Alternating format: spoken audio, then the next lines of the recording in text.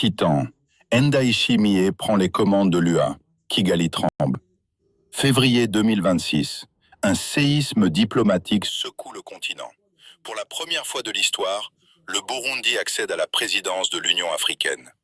Mais ce n'est pas une passation de pouvoir ordinaire. Évariste Ndayishimiye, l'homme qui a osé défier Paul Kagame, tient désormais le marteau de la justice continentale. À Kigali, le silence est pesant.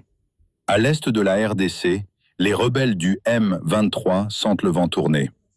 Ndayishimiye est-il le sauveur tant attendu de la République démocratique du Congo ou le catalyseur d'une guerre régionale totale? Évariste Ndayishimiye, un nouveau sauveur de la RDC. Depuis 2 ans, le Burundi est le seul allié de la région à avoir versé son sang aux côtés des FARDC contre l'agression du M23. Ndayishimiye n'utilise pas de gants. Il a publiquement accusé Paul Kagame d'être le commandant suprême du M23. Aujourd'hui, avec les pouvoirs de l'Union africaine, il dispose d'une arme fatale, la légitimité diplomatique.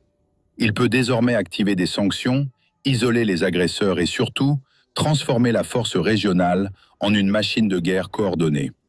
Pour Kinshasa, c'est une bouffée d'oxygène. L'axe Gitega-Kinshasa devient le nouveau rempart contre l'hégémonie de Kigali. Pourquoi Kigali et le M23 tremblent?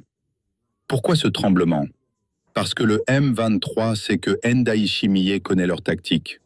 Le président burundais a lui-même été un chef de guerre. Il sait que pour couper la tête du serpent, il faut couper ses lignes de ravitaillement. Avec le Burundi à la tête de l'UA, le récit rwandais de la menace des FDLR ne passe plus. Kigali craint une chose, que l'UA demande officiellement des comptes sur le pillage des ressources minières de la RDC. Le M23, coincé entre la pression des Wazalendo et l'armée burundaise, voit son espace de manœuvre se réduire comme une peau de chagrin. Le sort de Kabila est l'ombre de l'AFC.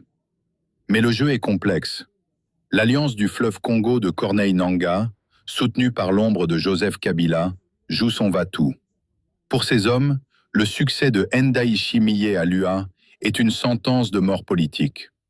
Si le Burundi sécurise l'Est avec l'appui de l'Union africaine, l'aventure rebelle de l'AFC s'arrête net.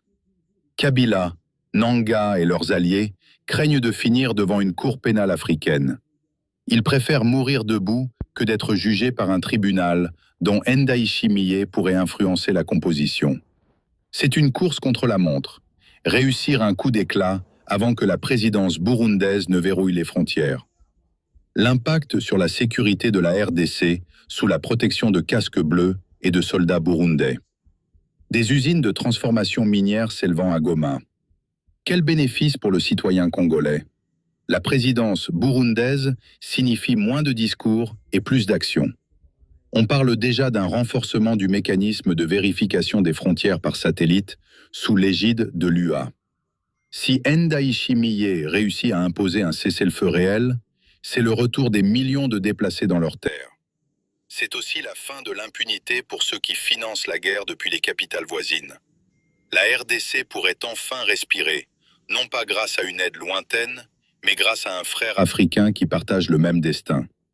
Le choc des titans a commencé. Évariste Ndayishimiye n'est pas seulement un président, il est devenu le pivot de la survie de la région. Entre la diplomatie de fer et la guerre inévitable, l'Afrique regarde vers le Burundi. Le M23 tombera-t-il?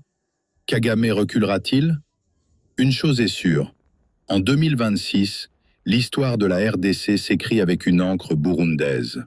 Abonnez-vous pour suivre cette révolution africaine. Partagez massivement, car l'heure de la vérité a sonné.